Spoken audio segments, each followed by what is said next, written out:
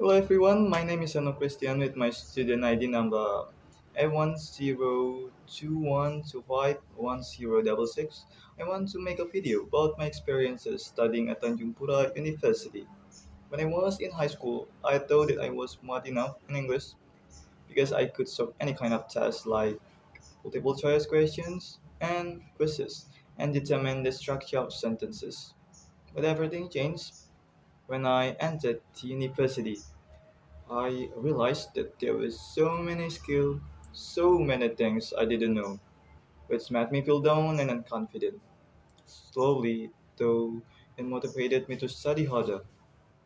In the first 2 months since I started studying at Tanjungpura University, I felt anxious all the time. The more classes I attended, the more I realized that there were so many skills I had to master. Yeah, I assumed that my friends had a strong basic skills in English, which helped them to follow the topic in its class. Even though I have to study harder to be on par with them, I think this is an ideal condition. I need to be in a situation where people around me are smart, as it will indirectly influence me. And I really hope that after facing this struggle, it will shape me into a strong and adaptive teacher in the future. I think each subject in English education program are related to each other. To master and listening, reading, and speaking, we have to know many vocabularies, master many grammar, and of course, have confidence. They will help us follow the whole subject effectively.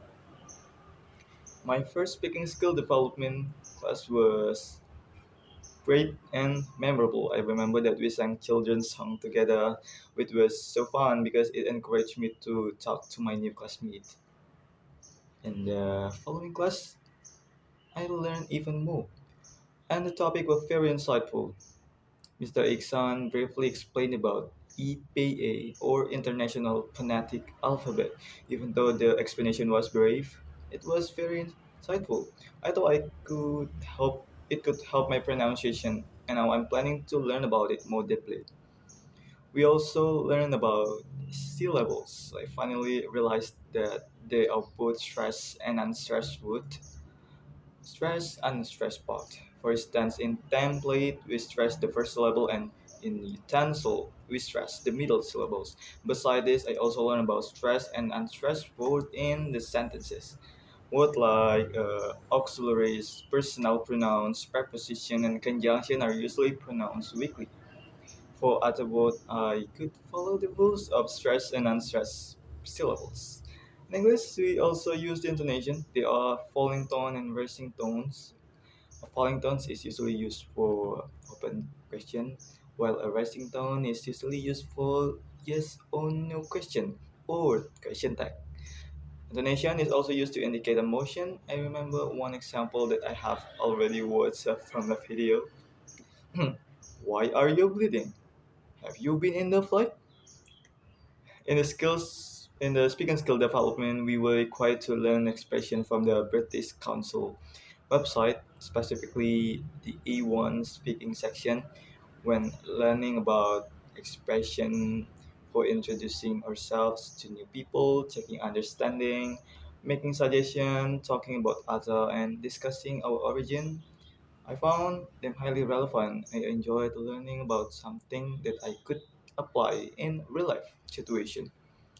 For this material, Mr. Iksan requires to incorporate the expression into conversation. This helped me understand the use of its expression and how to put it in the right context. In the expression of making suggestion, for example, I learned that I can use how about, why don't, and so. When I examined their use in conversation, I concluded that we can use gerund after how about without adding a subject. However, for why don't and so, we need to include a subject and use the present tense.